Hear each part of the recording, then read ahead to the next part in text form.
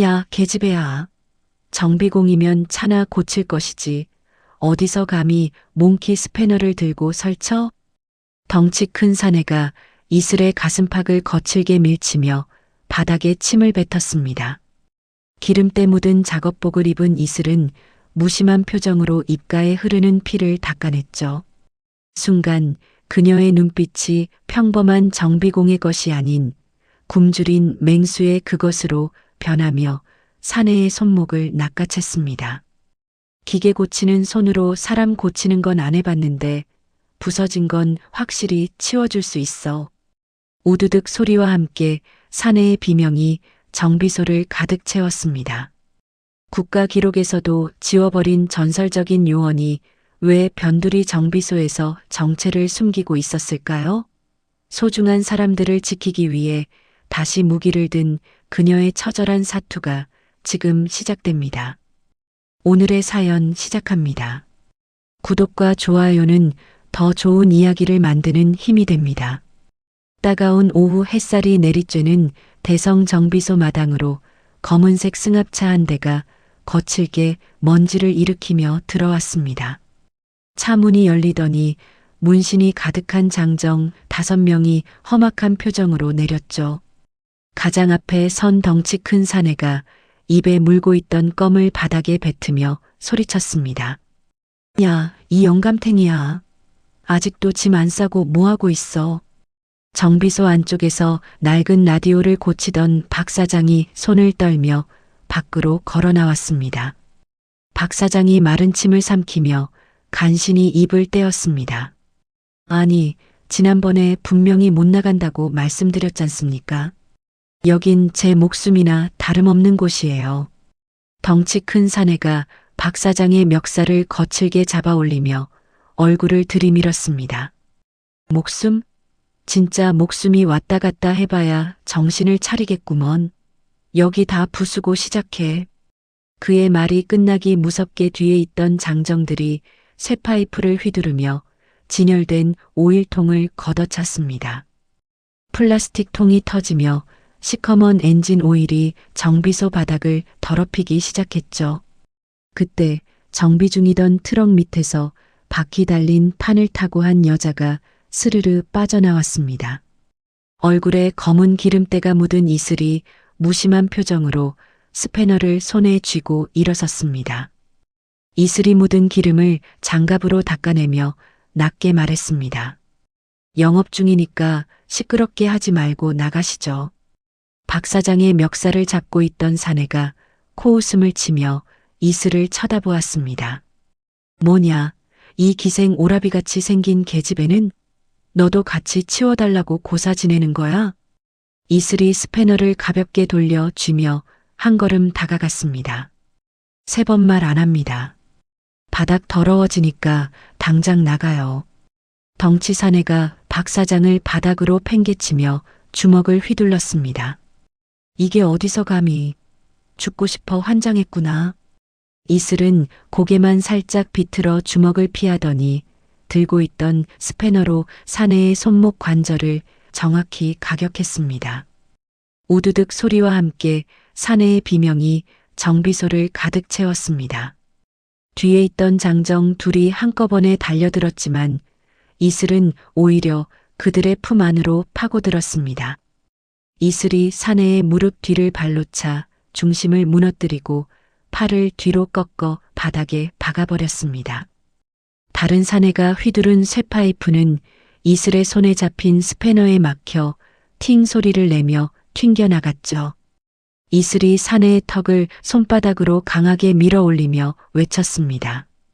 바닥에 기름 많아서 미끄러우니까 조심하라고 했지. 순식간에 장정 셋이 바닥을 뒹굴며 고통에 몸부림치기 시작했습니다. 남아있던 2명은 이슬의 살벌한 눈빛을 보자마자 뒷걸음질을 치며 도망칠 기회를 엿보았습니다.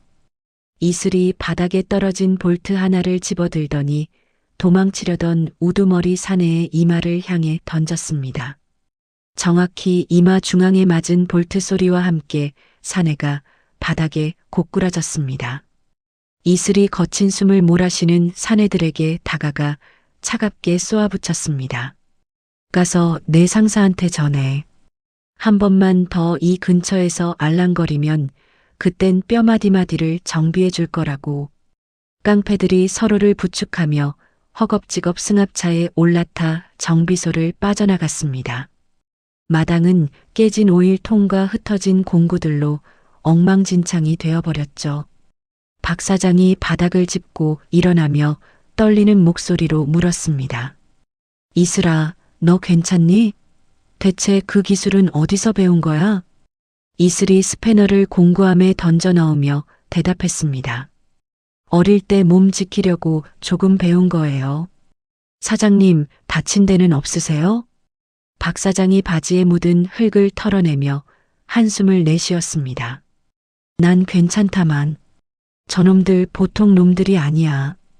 태산건설이라고 아주 질 나쁜 놈들이거든. 이슬이 걸레를 가져와 바닥에 쏟아진 오일을 닦아내며 말했습니다. 걱정 마세요. 저런 양아치들 다시는 못 오게 할 테니까요. 박 사장이 이슬의 뒷모습을 보며 복잡한 표정을 지었습니다. 이슬아, 네가 우리 집에 온 지도 벌써 3년이 다 되어가는구나. 이슬이 걸레질을 멈추고 고개를 들어 박 사장을 바라보았습니다. 갑자기 그 말씀은 왜 하세요? 박 사장이 정비소 구석에 걸린 아들의 사진을 보며 쓸쓸하게 웃었습니다. 그냥 네가 그놈들을 상대하는 걸 보는데 죽은 내 아들 녀석 생각이 나서 그러지. 그 녀석도 너처럼 정의감이 아주 강했거든. 이슬이 다시 고개를 숙이고 묵묵히 청소를 이어갔습니다. 박 사장의 아들이 특수부대 작전 중에 전사했다는 사실을 이슬은 이미 알고 있었죠. 사실 이슬은 그 아들과 같은 부대에서 생사를 함께했던 동료였습니다. 자신을 대신해 총탄을 맞고 죽어간 동료의 아버지를 지키기 위해 이곳에 머물고 있었던 겁니다. 이슬이 마음속으로 다짐하며 걸레를 꽉 쥐었습니다. 이번엔 절대 잃지 않아요. 제가 지킬 겁니다. 청소를 마친 이슬은 정비소 뒤편으로 가서 폐차 직전에 오래된 차량 문을 열었습니다. 뒷좌석 시트를 뜯어내자 그 안에 숨겨진 비밀 수납함이 모습을 드러냈습니다. 이슬은 그 안에서 낡은 무전기와 서늘한 빛을 내는 단검을 꺼내 손질하기 시작했습니다. 어둠이 내려앉은 정비소 안에서 이슬의 눈빛이 요원 시절의 날카로움을 되찾아갔죠. 한편 태산건설의 화려한 사무실에서는 백두식 전무가 보고를 받고 불같이 화를 내고 있었습니다. 백두식이 책상을 내려치며 비명을 질렀습니다. 뭐라고? 고작 정비소 계집 하나한테 5명이 쓸려나가? 너희가 그러고도 사람이야. 바닥에 엎드린 깡패 두목이 이마에 붕대를 감은 채 벌벌 떨며 대답했습니다. 전무님, 그녀는 보통 여자가 아닙니다. 움직임이 사람을 죽여본 솜씨였어요. 백두식이 담배를 물고 창밖의 야경을 내다보며 가래침을 뱉었습니다. 그래, 그럼 단순하게 해결할 일이 아니구먼. 야, 전문 해결사 불러와. 그 정비소 내일 아침까지 가루로 만들어버려야겠으니까. 백두식의 눈동자에 섬뜩한 살기가 어렸습니다. 이슬은 정비소 앞마당에 앉아 밤하늘의 별을 보며 무전기의 신호를 점검했습니다. 지직거리는 잡음 사이로 누군가의 목소리가 들리는 것만 같아 이슬은 귀를 기울였죠. 다음 날 아침 정비소 앞으로 거대한 덤프트럭 서너 대가 줄을 지어 나타났습니다. 트럭들은 정비소 입구를 완전히 가로막은 채 시동을 끄고 버티기 시작했습니다. 박 사장이 당황해서 뛰어나와 트럭 기사들에게 소리쳤습니다. 이게 무슨 짓들이에요? 당장 차 안 빼요.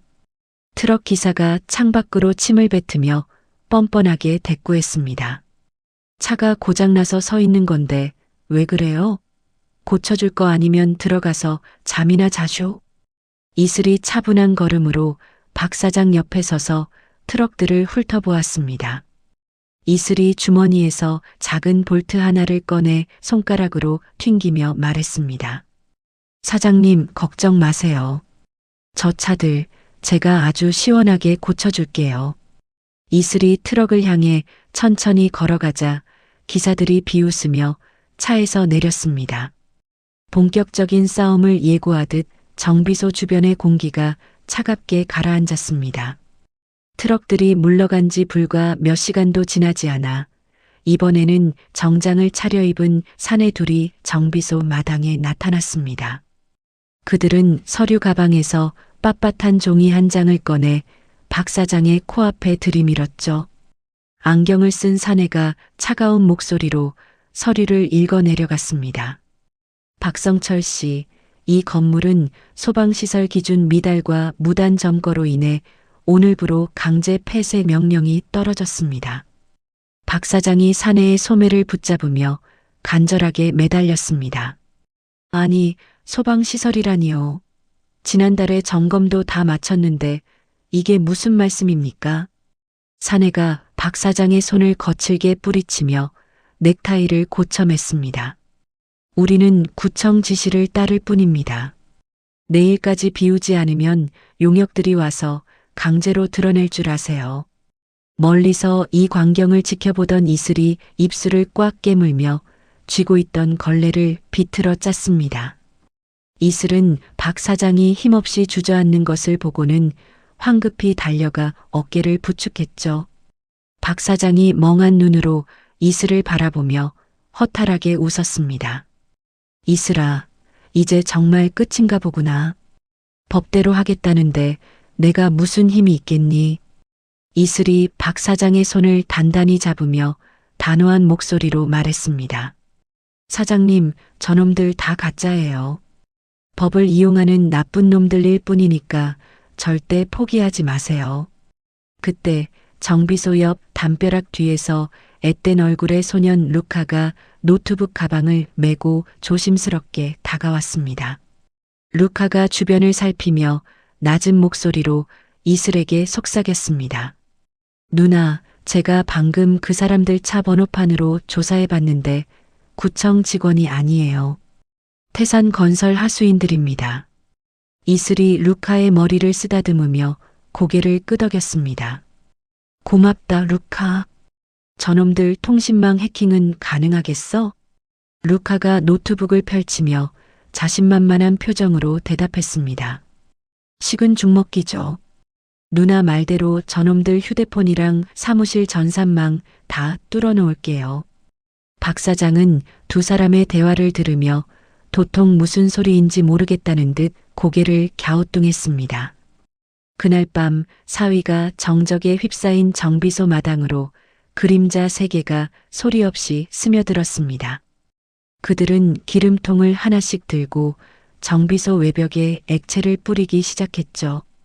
어둠 속에 숨어있던 이슬이 갑자기 그들의 등 뒤에서 나타나 사내의 뒷덜미를 낚아챘습니다. 이슬이 사내의 고개를 돌려 액체가 묻은 벽에 처박으며 차갑게 물었습니다. 밤늦게 남의 집에 와서 불장난하면 못 쓴다는 거 안 배웠니? 깜짝 놀란 사내들이 칼을 뽑아들었지만 이슬은 정비소 천장에 미리 설치해둔 특수 센서를 작동시켰습니다. 눈부신 조명이 터지며 사내들의 시야를 가렸고 이슬은 그 틈을 타 단숨에 3명의 손목을 꺾어 무장 해제시켰죠. 이슬이 바닥에 쓰러진 사내들의 휴대폰을 전부 수거하며 내뱉었습니다. 이건 내가 잘 쓸게. 너희는 경찰서 대신 다른 데로 좀 가줘야겠다. 이슬은 루카에게 신호를 보냈고 잠시 후 근처 폐차장에서 일하는 지인들이 와서 사내들을 자루에 담아 옮겼습니다. 한편 태산건설 펜트하우스에서 백두식이 얼음이 가득 담긴 양주잔을 벽에 던져 박살냈습니다. 백두식이 비명을 지르며 비서의 뺨을 세차게 때렸습니다. 이 멍청한 놈들아, 불 하나 지르는 게 그렇게 어려워. 그 계집 정체가 뭐야? 비서가 바닥에 무릎을 꿇은 채 벌벌 떨며 대답했습니다. 전무님, 아무리 기록을 뒤져봐도 3년 전 기록부터는 아예 없습니다. 국가 기밀이라도 되는 것처럼 꽁꽁 숨겨져 있어요. 백두식이 담배 연기를 비서의 얼굴에 내뿜으며 잔인하게 웃었습니다. 기록이 없으면 만들어야지. 야, 차민혁한테 연락해. 돈은 얼마든지 줄 테니까 그 계집 목숨 가져오라고 해. 백두식은 곧바로 전화기를 들어 누군가에게 비굴한 목소리로 아첨을 떨기 시작했습니다. 아이고, 김 의원님. 예, 정비소 건은 아주 순조롭게 처리 중입니다. 조금만 기다려 주십시오. 전화를 끄는 백두식의 표정은 다시 험악하게 일그러졌죠. 다음 날 오후 정비소에서 박 사장의 손녀 소희가 학교 가방을 메고 이슬에게 달려왔습니다. 소희가 이슬의 품에 안기며 맑은 목소리로 제잘거렸습니다. 언니, 오늘 학교 앞에서 어떤 아저씨가 맛있는 거 사준다고 같이 가자고 했어요. 이슬의 표정이 순식간에 굳어지며 소희의 어깨를 꽉 잡았습니다. 소희야, 그 아저씨가 뭐라고 했어? 절대 따라가면 안 된다고 했지? 소희가 겁먹은 표정으로 이슬의 눈치를 보며 대답했습니다. 언니 무서워요. 그냥 할아버지 아는 사람이라고 해서. 이슬은 소희의 가방 깊숙한 곳에 고성능 위치 추적 장치를 몰래 집어넣으며 다짐했습니다. 이슬이 박 사장에게 소희를 맡기고는 오토바이 헬멧을 집어들었습니다. 사장님, 저 잠깐 외출 좀 다녀올게요. 소희 정문 밖으로 절대 못 나가게 하세요. 이슬은 루카가 알려준 백두식의 비밀 사무실 주소로 오토바이를 몰았습니다. 건물 입구에서 경호원 넷이 앞을 막아섰지만 이슬은 헬멧을 휘둘러 그들의 턱을 박살내고 엘리베이터에 올라탔습니다. 백두식의 집무실 문이 발길질 한 번에 힘없이 떨어져 나갔죠. 이슬이 책상 위에 다리를 꼬고 앉아있는 백두식에게 다가가 멱살을 잡아 일으켰습니다. 백두식이 당황해서 소리를 질렀습니다. 너 이년 뭐야? 여기가 어디라고 감히 들어와? 이슬이 주머니에서 백두식의 부하들이 사용하던 피 묻은 칼을 꺼내 책상에 꽂았습니다. 아이 건드리면 죽는다고 했지. 내 말이 우스워 보였나 봐? 이슬은 백두식의 손가락을 꺾으며 그의 귓가에 낮게 속삭였습니다. 이번엔 경고로 끝나지만 다음번엔 내 손가락이 아니라 목줄이 끊어질 거야. 이슬이 백두식을 바닥에 내팽개치고 사무실을 빠져나가자 백두식은 공포와 수치심에 몸을 떨었습니다. 백두식이 바닥을 기어다니며 전화기를 붙잡고 비명을 질렀습니다. 민혁아, 차민혁? 지금 당장 와. 그년 죽여버려. 당장. 이슬은 정비소로 돌아가는 길에 거울로 비치는 자신의 차가운 눈빛을 보며 씁쓸하게 웃었습니다. 평범한 정비공으로 살고 싶었던 꿈이 점점 멀어지고 있음을 느꼈죠. 정비소에 도착하자 박 사장이 마당에서 이슬을 기다리고 있었습니다. 박 사장이 걱정스러운 눈빛으로 이슬의 상처난 손등을 어루만졌습니다. 이슬아, 네가 자꾸 위험한 일에 휘말리는 것 같아 이 할아비는 마음이 너무 아프다.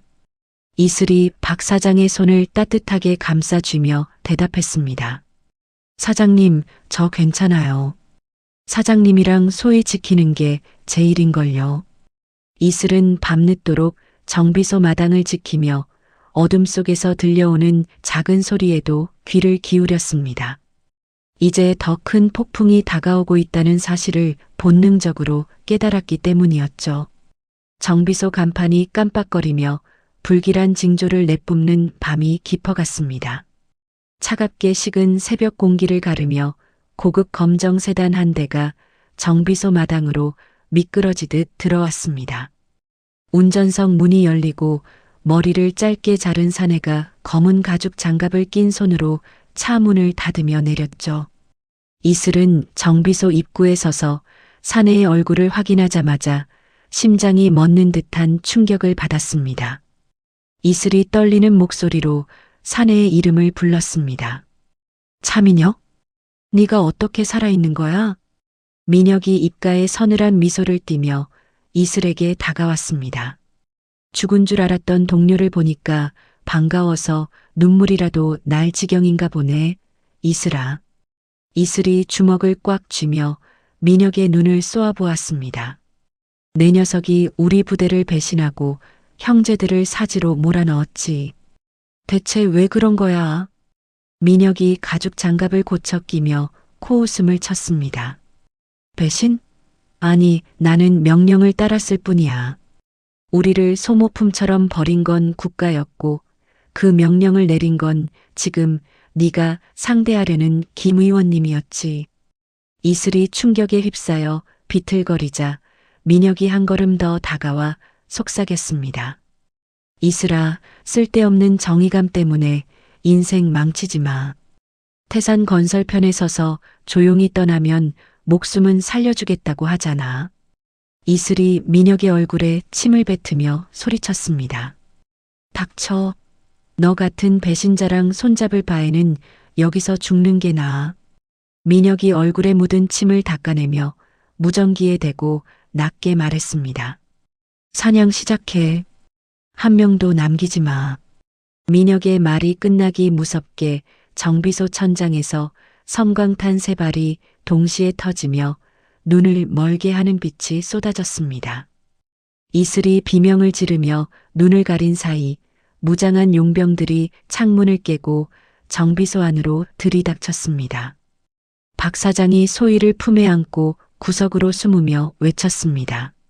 이슬아, 조심해. 놈들이 총을 들었어. 이슬은 보이지 않는 시야를 감각에 의지한 채 스패너를 휘둘러 가장 먼저 다가온 용병의 다리를 걸어 넘어뜨렸습니다. 하지만 민혁은 요원 시절 이슬의 움직임을 누구보다 잘 알고 있었습니다. 민혁이 이슬의 사각지대에서 튀어나와 날카로운 단검으로 이슬의 옆구리를 깊게 그었습니다. 이슬이 비명을 지르며 바닥으로 쓰러졌고 옆구리에서 붉은 피가 솟구쳐 올랐습니다. 민혁이 쓰러진 이슬을 발로 차며 조롱했습니다. 정비공 노릇하느라 감각이 다 죽었구나. 예전의 고스트는 어디 간 거야? 민혁은 품 안에서 원격 폭파 장치를 꺼내 버튼을 눌렀습니다. 정비소 곳곳에 설치된 폭발물들이 굉음과 함께 터지며 순식간에 화염이 건물을 집어삼켰습니다. 민혁이 울부짖는 소희를 낚아채 어깨에 메고 차를 향해 걸어갔습니다. 소희가 민혁의 등을 주먹으로 때리며 울먹였습니다. 이 나쁜 아저씨야. 우리 할아버지랑 언니나 줘. 살려주세요. 이슬이 불길 속에서 민혁을 붙잡으려 손을 뻗었지만 민혁은 차갑게 뒤도 안 돌아보고 차에 올라탔습니다. 정비소 천장의 대들보가 무너지며 이슬의 위를 덮치려던 찰나였습니다. 박 사장이 온몸에 불길을 뒤집어 쓴 채 이슬을 향해 달려와 그녀를 밀쳐냈습니다. 박 사장이 이슬을 정비소 밖으로 끌어내며 거칠게 기침을 했습니다. 이슬아, 정신 차려야 해. 소희를 구해야지. 어서 일어나. 이슬이 피를 토하며 박 사장의 손을 잡으려 했지만 박 사장은 다시 무너지는 정비소 안으로 뛰어들어갔습니다. 이슬이 울부짖으며 박 사장을 불렀습니다. 사장님, 안 돼요. 나오세요. 제발. 굉음과 함께 정비소 건물이 완전히 무너져 내렸고 이슬은 절망감에 바닥을 치며 오열했습니다. 민혁이 차 창문을 내리고 이슬을 향해 총구를 겨누었습니다.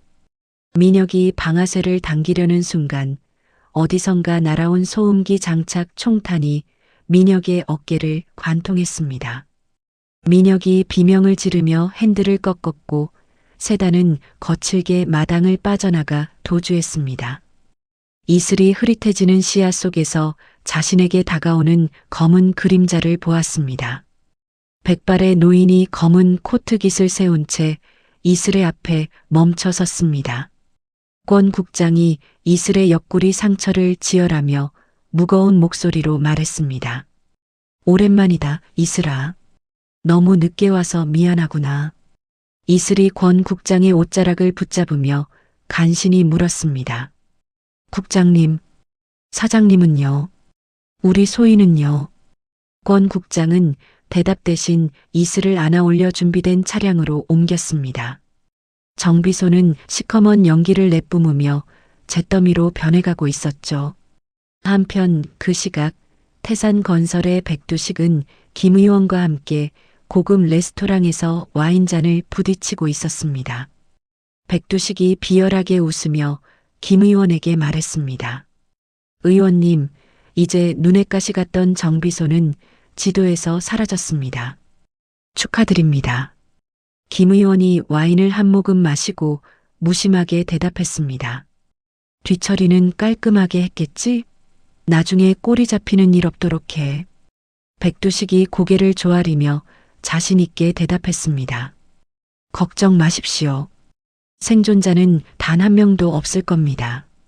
낯선 침대에 누워 눈을 뜬 이슬은 천장의 하얀 조명을 멍하니 바라보았습니다. 옆에 앉아 무기를 손질하던 권 국장이 이슬이 깨어난 것을 확인하고 다가왔습니다. 이슬이 몸을 일으키려다 통증에 신음하며 물었습니다. 여기가 어디죠? 사장님은 어떻게 됐나요? 제발 말씀 좀 해주세요. 권 국장은 고개를 떨군 채 아무 말도 하지 않았습니다. 정적만이 가득한 방 안에서 이슬의 눈에서 뜨거운 눈물이 뺨을 타고 흘러내렸습니다. 이슬은 직감적으로 박 사장에게 큰 불행이 닥쳤음을 깨닫고 주먹을 꽉 쥐었습니다. 방 안의 공기는 복수심으로 가득 차 무겁게 내려앉았습니다. 하얀 병실 안으로 창백한 아침 햇살이 스며들자 이슬이 힘겹게 눈을 떴습니다. 옆구리에 통증이 밀려왔지만 이슬은 이를 악물고 몸을 일으켰죠. 권 국장이 차가운 물수건을 건네며 이슬의 어깨를 눌렀습니다. 아직 움직이면 안 된다. 상처가 깊어서 자칫하면 터질 수도 있어. 이슬이 국장의 손을 뿌리치며 갈라진 목소리로 물었습니다. 사장님은요? 우리 사장님 어떻게 됐느냐고요? 권 국장이 먼 산을 보듯 창밖으로 시선을 돌리며 무겁게 입을 열었습니다. 화상이 심하고 연기를 많이 마셔서 아직 의식이 없으시다. 중환자실에서 고비를 넘기고 계셔. 이슬이 침대를 주먹으로 내리치며 눈물을 쏟아냈습니다. 나 때문이야. 나 때문에 그 착한 분이 저렇게 되신 거라고요. 권 국장이 이슬의 눈을 똑바로 쳐다보며 단호하게 말했습니다. 슬퍼할 시간 없다. 너를 버리고 내 동료들을 죽인 배우가 누군지 드디어 찾아냈으니까. 이슬이 눈물을 닦으며 서늘한 눈빛으로 권 국장을 바라보았습니다. 그게 누구죠? 차민혁 배우에 누가 있는 겁니까? 권 국장이 품 안에서 서류 봉투 하나를 꺼내 침대 위에 던졌습니다. 태산건설 회장이자 차기 대권 후보인 김 의원이다. 그자가 내 부대를 숙청하라고 직접 승인한 장본인이야. 이슬이 서류 속 김 의원의 얼굴을 확인하고는 입술을 피가 나도록 깨물었습니다. 그자가 우리 형제들을 사지로 몰아넣고 이제는 정비소까지 부쉈단 말이죠. 권 국장이 고개를 끄덕이며 말을 이어갔습니다. 그자의 비리가 담긴 황금 자료가 태산건설 지하 비밀 금고에 숨겨져 있다. 그걸 손에 넣어야 승산이 있어. 그때 병실 문이 조심스럽게 열리더니 루카가 노트북 가방을 메고 들어왔습니다. 루카가 울먹이는 얼굴로 이슬에게 달려와 매달렸습니다. 누나, 무사해서 정말 다행이에요. 사장님 소식 듣고 얼마나 놀랐는지 몰라요. 이슬이 루카의 머리를 쓰다듬으며 애써 미소를 지어 보였습니다. 고생 많았다, 루카야. 네가 여기는 어떻게 알고 왔니? 루카가 권 국장을 가리키며 씩씩하게 코를 훌쩍였습니다. 이 할아버지가 연락 주셨어요. 누나를 도와줄 수 있는 건 저뿐이라고 하셔서요. 권 국장이 무기를 손질하며 루카에게 지시를 내렸습니다. 준비한 건 어떻게 됐지? 태산건설 보안망 뚫을 수 있겠어? 루카가 노트북을 펼치며 비장한 표정으로 대답했습니다. 이미 다 분석 끝냈습니다. 그쪽 비자금 흐름이랑 지하 서버실 위치까지 완벽하게 파악했어요. 이슬이 침대에서 내려와 바닥에 서서 권 국장을 향해 말했습니다. 국장님, 저에게 장비를 주세요. 더 이상 숨어 지내지 않겠습니다. 권 국장이 이슬을 방 안쪽 비밀 공간으로 데려가 검은색 전술옷과 무기들을 보여주었습니다. 이걸 다시 입는 순간 너는 더 이상 정비공이 아니다. 고스트로 돌아가는 거야. 이슬이 망설임 없이 검은 옷을 몸에 걸치며 차갑게 대답했습니다. 정비공은 이미 정비소와 함께 불타 없어졌습니다. 이제 남은 건 복수뿐이에요. 이슬은 상처 부위에 특수 회복제를 주입하며 고통을 참아냈습니다. 권 국장이 이슬의 팔에 주사기를 꽂으며 낮은 목소리로 물었습니다. 차민혁이 소희를 데리고 있다. 소희 소식은 들었느냐? 이슬이 주먹을 꽉 쥐며 주사기를 빼내 바닥에 던졌습니다. 민혁이 녀석, 소희를 이용해서 저를 유인할 생각일 겁니다. 루카가 키보드를 두드리며 긴박하게 소리쳤습니다. 누나, 지금 백두식이 소희를 데리고 어디론가 이동하고 있다는 신호가 잡혔어요. 권 국장이 무전기를 챙기며 이슬에게 명령했습니다. 백두식은 내가 맡은 팀이 유인하겠다. 너는 그 틈을 타본사 지하 서버실로 침투해. 이슬이 단검을 장화 속에 숨기며 권 국장을 쳐다보았습니다. 소희는요? 소희가 위험해지면 어떻게 합니까? 권 국장이 이슬의 어깨에 손을 올리며 안심시키듯 말했습니다. 내가 목숨 걸고 지키마. 너는 오직 김 의원의 목줄을 끊는 데만 집중해라. 이슬은 작전에 나서기 전 권 국장의 도움을 받아 박 사장이 누워있는 중환자실을 몰래 찾았습니다. 유리창 너머로 온몸에 붕대를 감은 박 사장을 보며 이슬은 가슴이 무너져 내렸죠. 이슬이 유리창에 손을 대고 나지막이 속삭였습니다. 사장님, 저 다녀올게요. 소희 꼭 데려오고 정비소도 다시 세울게요. 꼭 일어나셔야 해요. 이슬의 눈물 한 방울이 뺨을 타고 흘러 전술옷 위로 떨어졌습니다. 루카가 밖에서 신호를 보내자 이슬은 미련 없이 몸을 돌려 어둠 속으로 사라졌습니다. 권 국장이 차차 문을 열며 이슬에게 마지막으로 물었습니다. 이 일이 끝나면 무엇을 하고 싶으냐? 이슬이 오토바이 헬멧을 쓰며 무심하게 대답했습니다. 다시 기름때 묻히면서 살고 싶습니다. 사장님이랑 소희랑 같이요. 권 국장이 씁쓸하게 웃으며 차에 올라타 시동을 걸었습니다. 그래, 내 기록은 내가 책임지고 다 지워주마.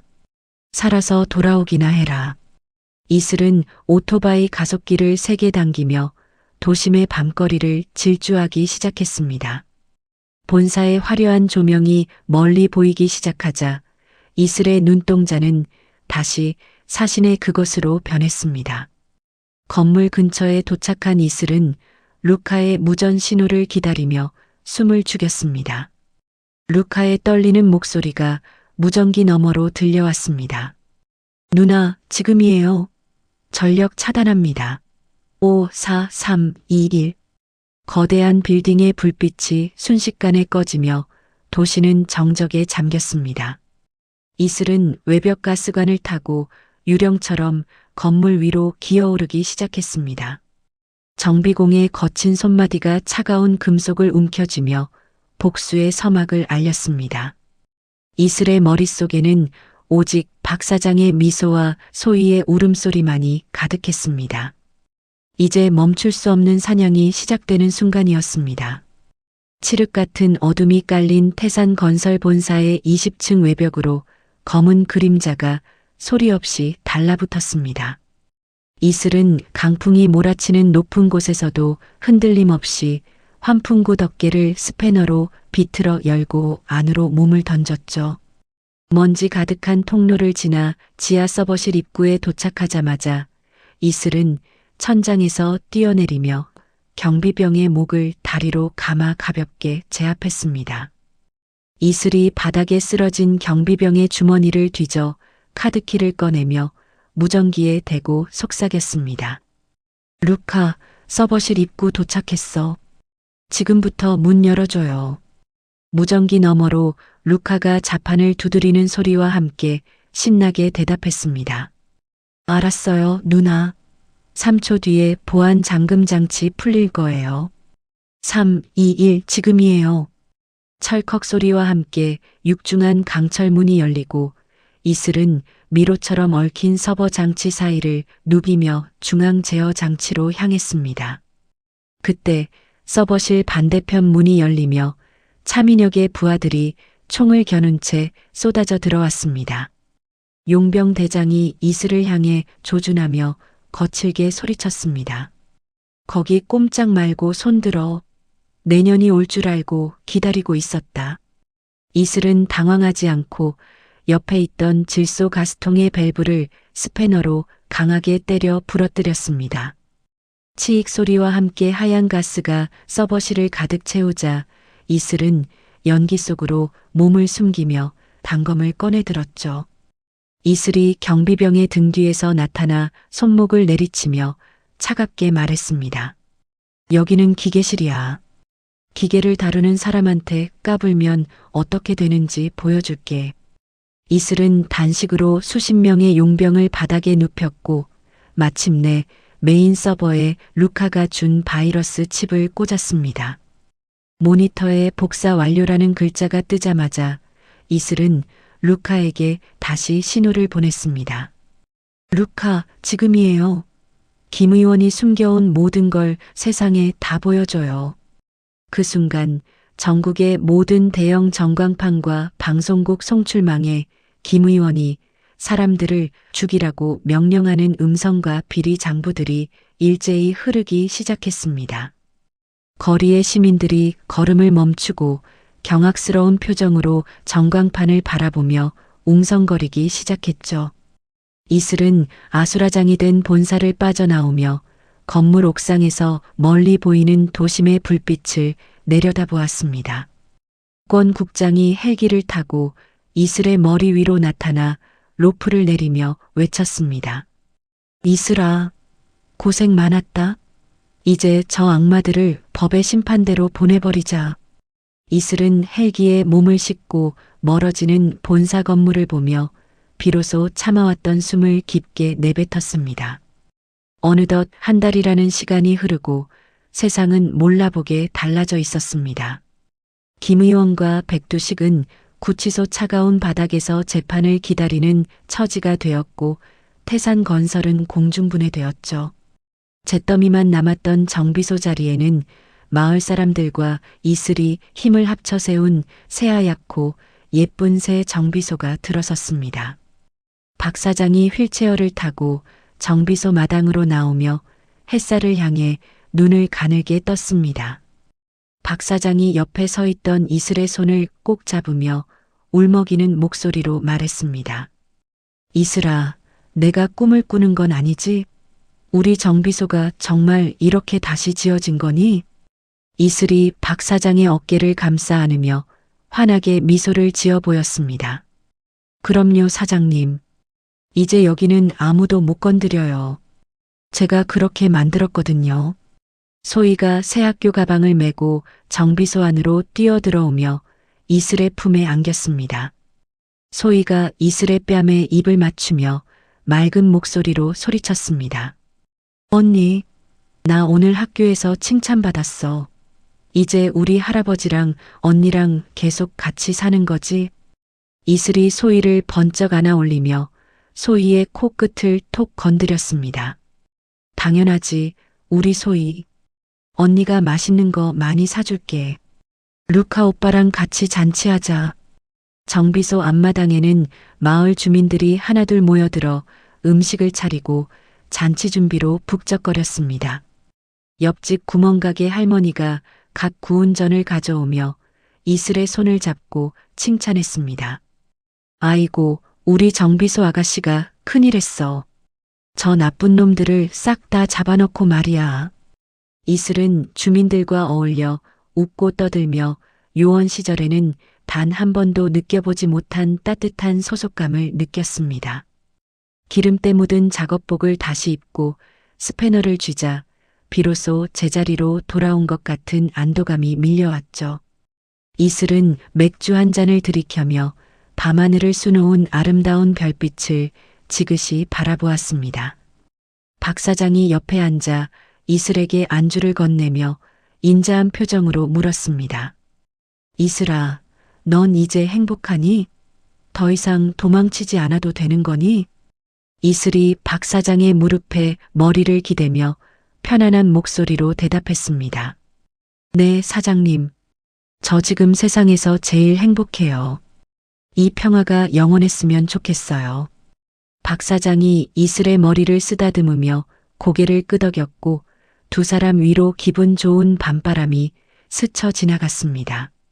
하지만 그 행복한 웃음소리가 울려 퍼지는 정비소 너머 숲속 어둠 속에서 누군가 망원경으로 이슬의 가슴팍을 조준하고 있었습니다. 차민혁이 입가에 비릿한 웃음을 지으며 무전기에 대고 작게 속삭였습니다. 많이 웃어둬라, 이슬아. 네가 가장 행복할 때 내가 다시 지옥으로 보내줄 테니까.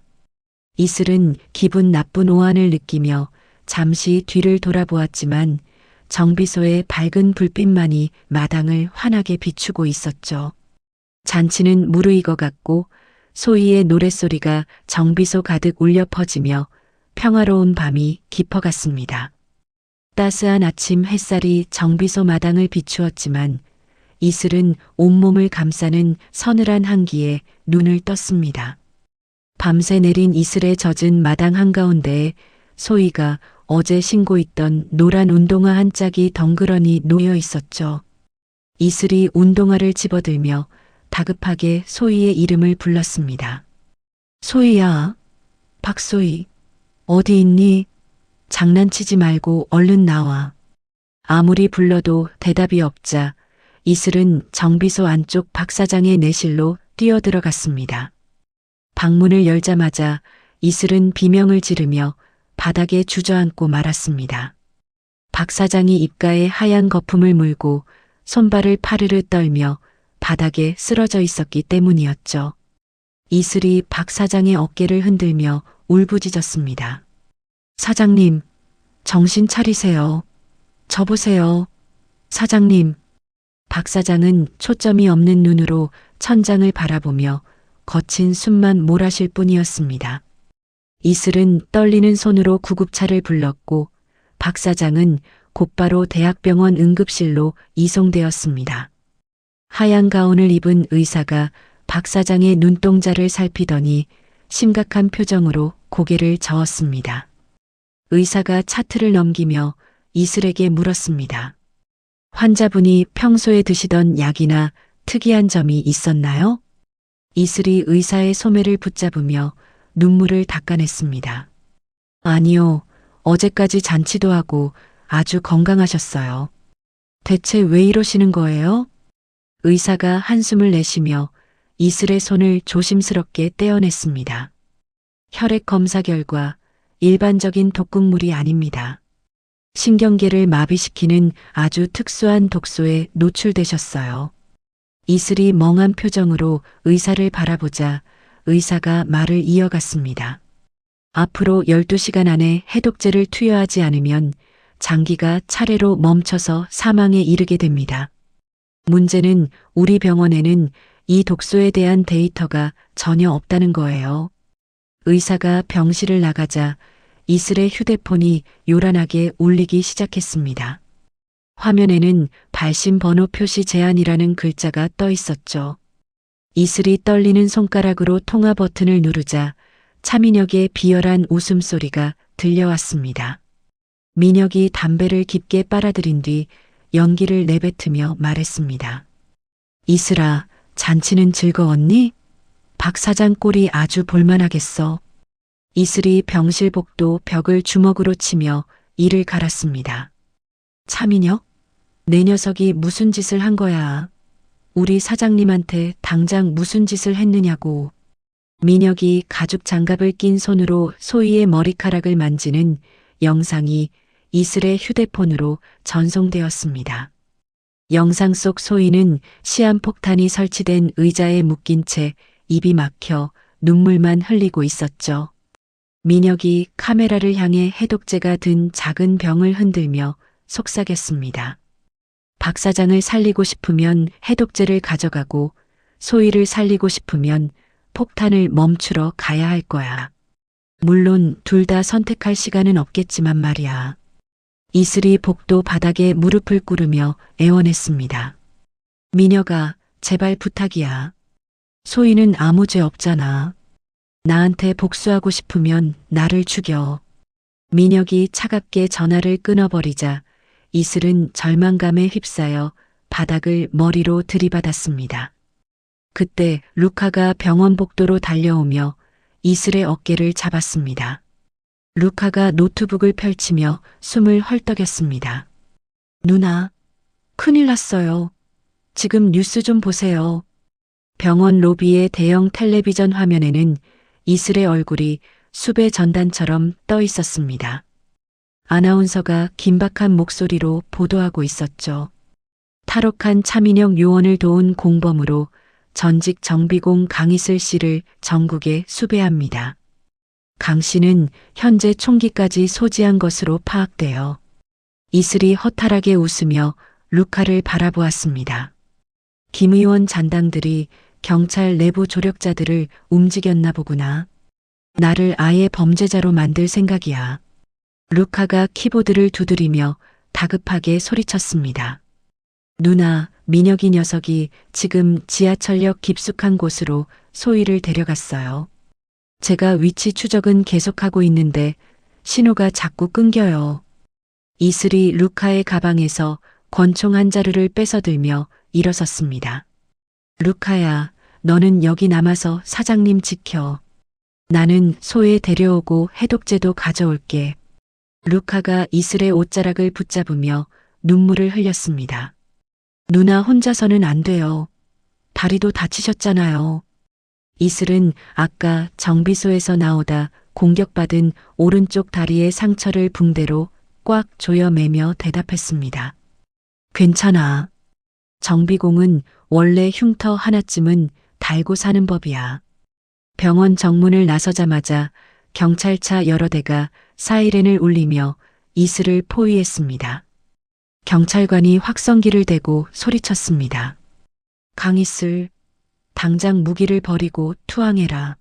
더 이상 도망갈 곳은 없다.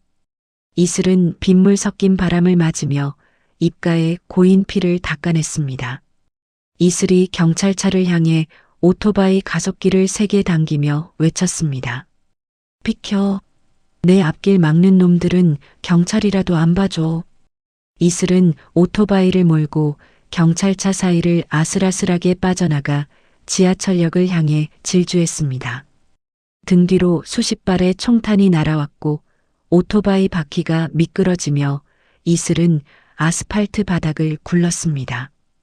오른쪽 다리에서 뜨거운 피가 다시 배어 나왔지만 이슬은 이를 악물고 다시 일어섰습니다. 멀리서 민혁의 비웃음 소리가 환청처럼 들려오는 것만 같았죠. 박 사장의 남은 시간은 이제 고작 8시간 뿐이었습니다. 이슬은 피가 흐르는 다리를 끌며 어두운 지하철 입구 속으로 몸을 던졌습니다. 소중한 사람들을 지키기 위한 이슬의 마지막 사투가 다시 시작되었습니다. 방금 전까지 웃음꽃이 피었던 정비소의 풍경은 이제 기억조차 나지 않을 만큼 먼 과거의 일이 되어버렸습니다.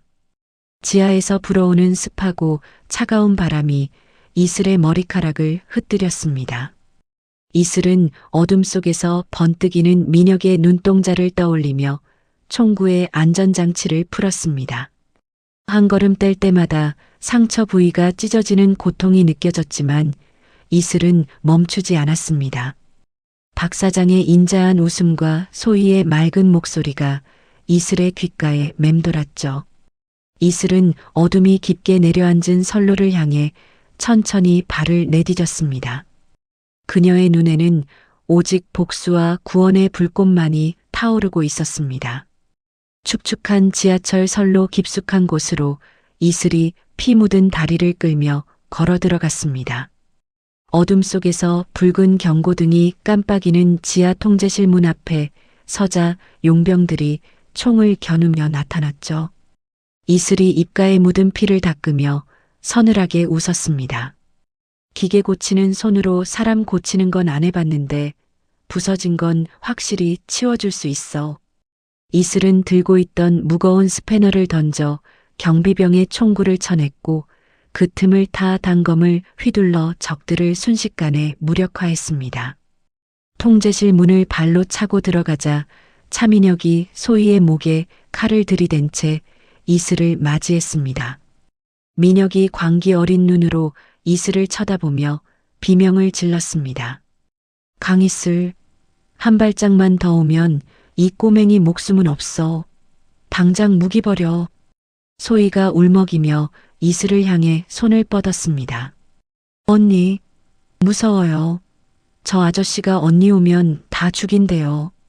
이슬이 천천히 무기를 바닥에 내려놓으며 민혁의 눈을 똑바로 쳐다보았습니다. 민혁아, 너랑 나 사이의 일이야. 아이는 놔주고 나랑 끝내자. 민혁이 해독제 병을 흔들며 이슬의 발밑으로 침을 뱉었습니다. 아이를 살리면 박 사장이 죽고 박 사장을 살리려고 오면 아이가 터져. 너는 어느 쪽을 고를 거야? 이슬이 등 뒤에 숨겨둔 전기 절단기를 꺼내 벽면에 노출된 굵은 전선 뭉치를 단숨에 내리쳤습니다. 치익 소리와 함께 거대한 불꽃이 튀며 통제실의 전력이 차단되었고 실내는 암흑에 잠겼죠.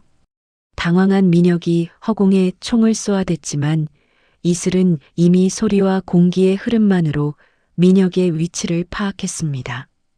이슬이 어둠 속에서 민혁의 손목을 낚아채며 외쳤습니다. 정비공은 전선 하나만 건드려도 어디가 터질지 다 아는 법이야. 이슬은 민혁을 바닥으로 맺히고 소희를 묶은 의자로 달려가 폭탄 배선을 확인했습니다. 붉은색과 파란색 전선이 복잡하게 얽힌 기판을 보며 이슬이 침착하게 스패너 끝으로 특정 소자를 파괴했죠. 타이머가 5초를 남기고 멈추자 소희가 이슬의 품에 안겨 엉엉 울음을 터뜨렸습니다. 괜찮아, 소희야. 언니가 왔어. 이제 다 끝났어. 그때 바닥에 쓰러졌던 민혁이 깨진 해독제 병을 들고 이슬에게 달려들었습니다. 민혁이 도끼 서린 목소리로 울부짖었습니다. 이 지옥에서 나만 죽을 것 같아? 다 같이 가는 거야. 이슬은 민혁의 공격을 가볍게 피하며 그의 가슴팍에 강력한 발차기를 날려 선로 아래로 떨어뜨렸습니다. 민혁이 떨군 마지막 해독제 병이 공중에 뜨자 이슬은 다친 다리에 통증을 잊고 몸을 날려 병을 낚아챘습니다. 이슬이 바닥을 구르며 해독제를 가슴에 꼭 품고 안도의 한숨을 내쉬었죠. 통제실 밖에서 루카의 목소리가 다급하게 들려왔습니다. 누나, 경찰들이 몰려오고 있어요. 어서 피해야 해요. 이슬이 루카에게 해독제를 건네며 비장한 표정으로 말했습니다. 루카야, 이거 들고 당장 병원으로 가. 사장님한테 1분이라도 빨리 전달해야 해. 루카가 해독제를 받아들고 오토바이에 올라타며 소리쳤습니다. 누나는요? 누나도 같이 가야죠.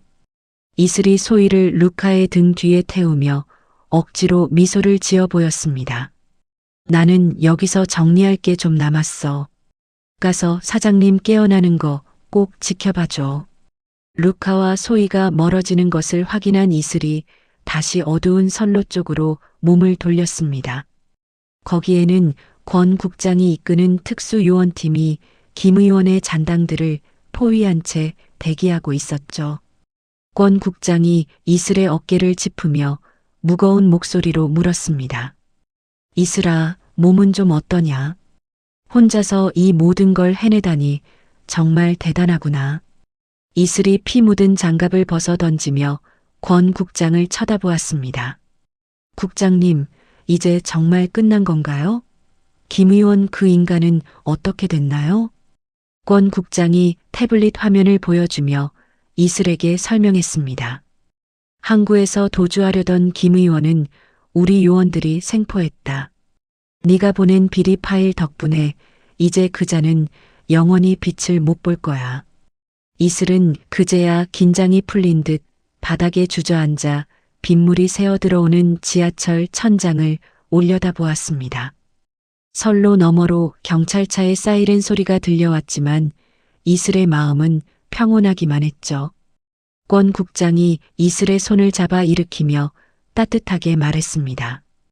가자, 이슬아. 병원에서 사장님이 너를 기다리고 계신다. 이슬은 권 국장의 부축을 받으며 지하철역 계단을 천천히 걸어 올라갔습니다. 지상으로 나오자 차가운 밤 공기가 이슬의 얼굴을 스쳤고 멀리 병원 건물의 불빛이 보였습니다. 이슬이 병원 로비에 들어서자 루카가 달려와 기쁜 소식을 전했습니다. 누나, 사장님 의식이 돌아오셨어요. 의사 선생님도 기적이라고 하세요. 이슬은 그 말을 듣자마자 다리에 힘이 풀려 바닥에 무릎을 꿇고 오열했습니다. 소희가 달려와 이슬의 목을 껴안으며 함께 울었고 병원 복도에는 안도의 눈물이 가득했습니다. 이슬은 자신을 배신했던 세상이 원망스러웠지만 지금 이 순간만큼은 모든 것을 용서할 수 있을 것 같았죠.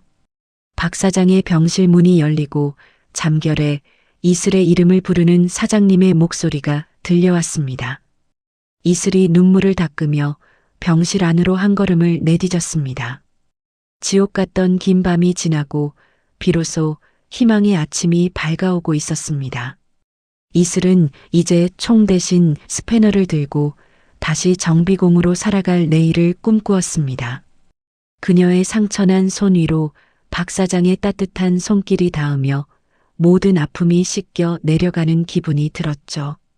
병원 텔레비전 화면 속에서 포승줄에 묶인 김 의원과 백두식이 고개를 숙인 채 호송차에 올라타는 장면이 흘러나왔습니다. 침대에 기대앉아 그 모습을 지켜보던 박 사장이 이슬의 손등을 토닥이며 깊은 한숨을 내뱉었습니다. 이슬아, 이제 정말 다 끝난 모양이구나. 저 나쁜 놈들이 죗값을 받게 되어서 정말 다행이야. 이슬이 사과를 깎아 박 사장의 입에 넣어주며 부드럽게 대답했습니다.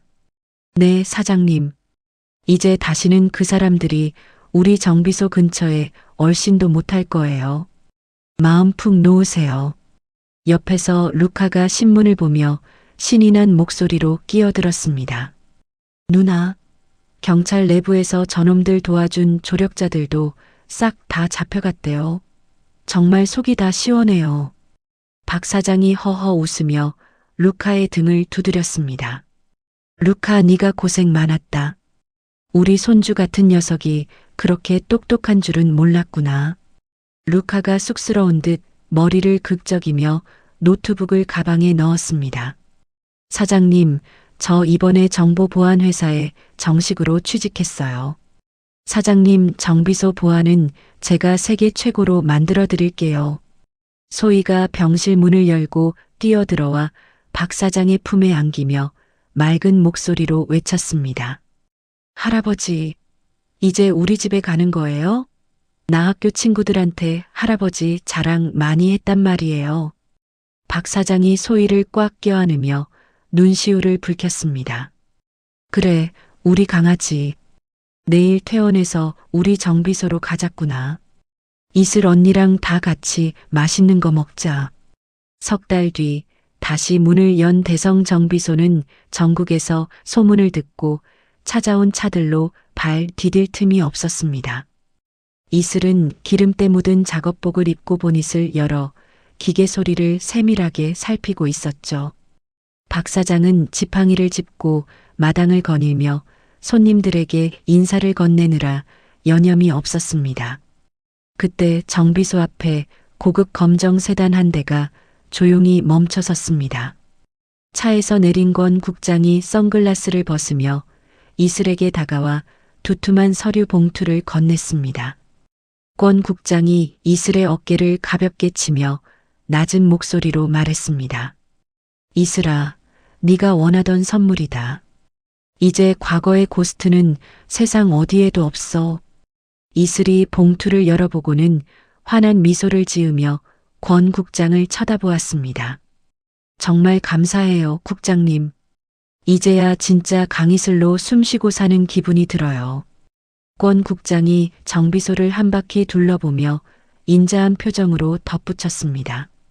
기록은 영구 삭제했다. 너는 이제 그냥 솜씨 좋은 정비공일 뿐이야. 행복하게 잘 살아라.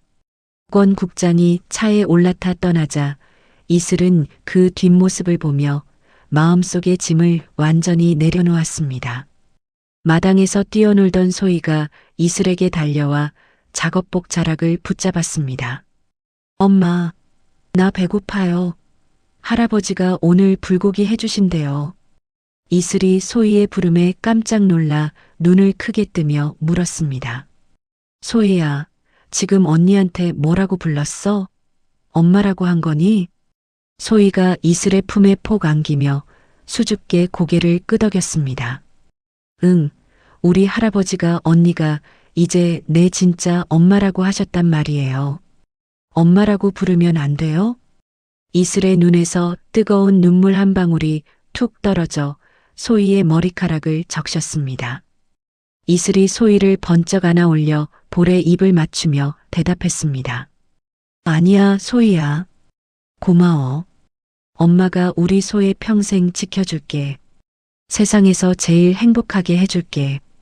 박 사장이 정비소 입구에서 그 모습을 흐뭇하게 바라보며 수건으로 눈가를 훔쳤습니다.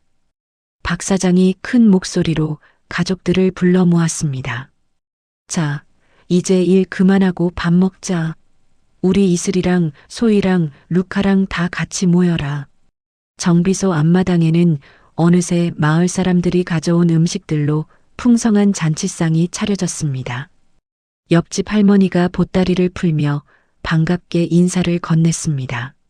아이고, 우리 정비소 아가씨 아니, 이제 엄마라고 불러야겠네. 축하해요. 이슬은 마을 주민들과 어울려 웃으며 요원 시절에는 단 한 번도 상상하지 못했던 소박한 일장의 기쁨을 느꼈습니다. 해가 지고 정비소 간판에 따뜻한 노란 불빛이 들어오자 이슬은 문득 자신의 손을 내려다보았습니다.